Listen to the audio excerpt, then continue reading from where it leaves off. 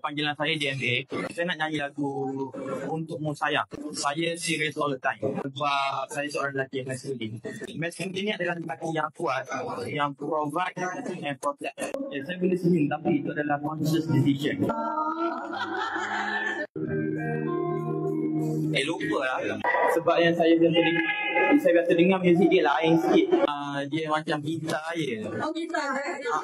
Keindahan lagi adalah keindahan wajah Albana yang kering bermain di mata hatiku ini. Keharuman bunga